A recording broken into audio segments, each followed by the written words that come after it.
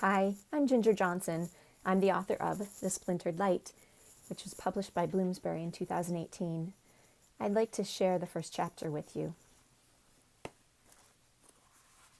Ishmael's first memory was rolling down Commons Hill, its massive stone wall behind him and the open market square before him. Luke told him to do it, so of course Ishmael threw himself down, rolling over the bumpy ground.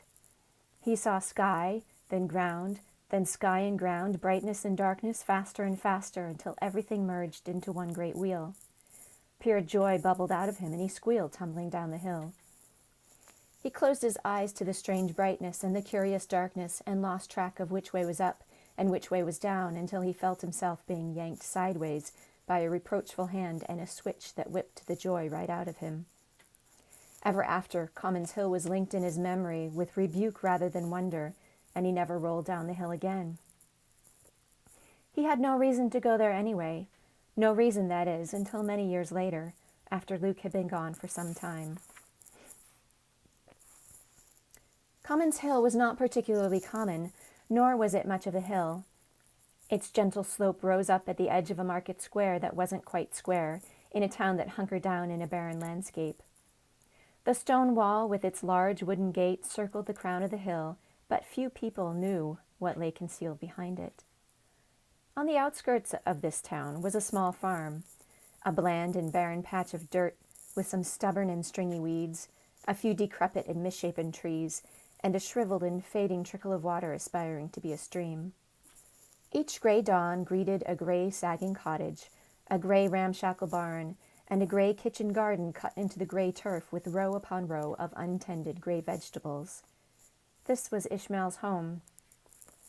He had been born here and had seen 11 years pass by here, the past 7 of which were spent mostly in the ramshackle barn, tending the rickety sheep. On any given dawn, Ishmael could be found milking and mucking and feeding and watering, but on this particular dawn his chores lay ignored, forgotten because of a sight he couldn't understand. A beam of light passed through the window of the barn, slipped into a flaw in the glass, and emerged, splintering into rays of light that flashed upon the wide planks of the barn floor. Ishmael walked up to the glass and rubbed his sleeve over it to wipe off the dust. The light shone down with even greater intensity. This was a brilliance he couldn't fathom, the likes of which he had never seen before. The mud and grime on the floor, the chaff floating in the air, the straw in the pens, the pitchfork and broom hanging on the wall, and even the unsteady animals flocking together. Everything bore a simple shade of monotonous gray. His waking moments were gray, and his dreams were gray, but this light burst forth out of the glass, dividing into gradations of shades brighter and fresher than anything he had ever seen. Ishmael held his left hand out to the light, and his arm became splashed in its magnificence. As far as he knew, no one had ever seen anything like this. There was dark, and there was light, and there were several shades in between. Shades of dark blended with light, or light blended with dark. But this thing that he saw seemed to have thrown off the cloak of dimness worn by everything else, and presented itself in finery so foreign to him that he could hardly comprehend it. He wanted to put a name to it, but could not think of anything fitting. Luke would have been able to think of something if he were here. Light span? Ribbon of brightness? Shiny flash? Nothing did it justice. He stood still, the strange light splashing against his sleeve in a gentle arc, tickling him, humming, waiting for him to do something. He slowly stretched forth his finger. Immediately, the light split apart, separating into 7 distinct bands. Each one seemed to have a personality of its own. As he watched, the middle band leapt upward and twirled in the air by his hand. The motion startled him, and Ishmael jumped back. The bands of light remained where they were. After a moment, he held out his finger again and let the strange light settle on his fingertip as the wonder of it settled deep into him.